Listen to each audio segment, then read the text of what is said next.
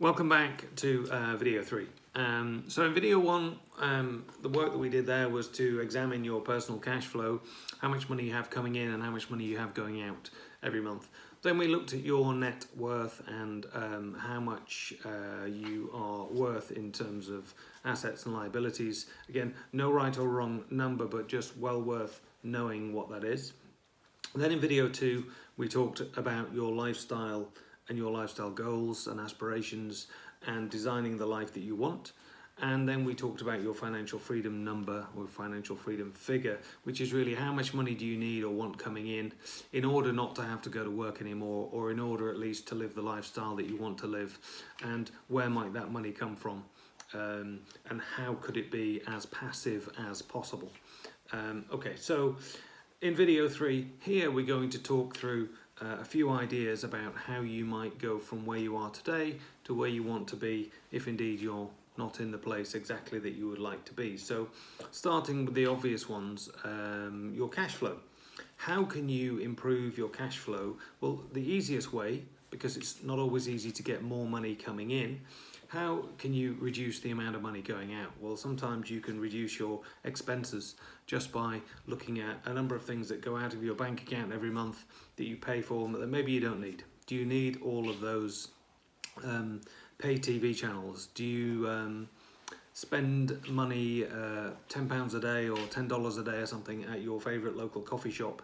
And if you do that every day for the entire month, that might be £200 or $200 on coffee and lunch or something, which if you could change that a little bit, maybe you could save half of that amount of money going out. So there's usually a few things that you can do to improve your cash flow. What about credit card debts or expensive loans? Do you have any of those, and could you refinance those or do something different to reduce your expenses there? If you could move expensive credit card debt onto free credit cards or cheaper loans, those kinds of things always help. So there's a few things about cash flow. Can you ask for a pay rise? That's obviously an easy one to think about to improve your cash flow coming in. In terms of pension, because we're obviously talking about here boosting your income and then planning for retirement. Well, in terms of retirement, do you have a pension? Do you have several pensions? Most people like me had a number of pensions. What do you do with those? Are you on top of them? Do you know where they are? Are you talking to the people that are managing them? How much are they worth, and how much will they be worth when you want to retire? At what age can you access the money? At some pensions you can access at a much younger age than others. Others you have to leave until you are fully retirement age, whatever that is, in your personal situation. So it's always worth looking at your pensions and figuring out what that is, because you can then plan for that in your as part of your lifestyle planning and how you could access that money. And also, what else could you do with your pensions? Are you able to use the money in a different way? Are you able to take the money and use it in a different way? I mean, I'm not qualified to be able to talk about those things in detail, but I can give you some information and some of the things that I've been looking at in terms of taking some of my pension money and being able to use it in a different format and invest it in property. So those are some of the things that I'm choosing to do. In terms of more income now, and in terms of more income in retirement and more passive income potentially, most wealthy people or most more affluent people have multiple streams of income. Most people that have wealth don't rely on just one source of income. So if we're all just reliant on one income from one job, fine, but if that job goes away, redundancies, the company closes down, things are at risk. So how easy is it for you to find a second or a third income stream? And there are a number of ways you could do that. Yeah, an obvious second job scenario, but as some people call it these days, what about a side hustle?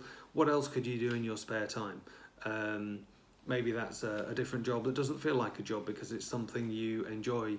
Maybe it's, I don't know, massage. Maybe it's cutting hair. Maybe it's working at the local bar. Maybe it's something like that. Or maybe you want to start a business on your own. Maybe you're doing something that you can run a small business online, selling things on Amazon, or doing something like that that you can run alongside what it is that you do. There are a number of those kinds of things. I'm personally a fan of investing in property. I do that quite a lot, and that's how I've got myself into a situation that I'm more financially free. So those kinds of things. There are lots of different strategies that you can invest in property, and there are lots of people that that help with that sort of thing. So that's one area that you could look at, because it's easy to invest, or at least it's not impossible to invest in property at the same time as having a day job. And you don't always need money, or at least you don't always need a lot of your own money to invest in property. There are a number of different ways of doing that. That's pretty much all we had time for anyway in this series of short videos. I hope that was useful in terms of helping you understand where you are in terms of your personal finances, and how you might be able to look at modelling a life and a lifestyle that you would like going forward, and indeed how you might be able to change and help to improve some of those things. Any comments or feedback, please do get in touch. Thank you.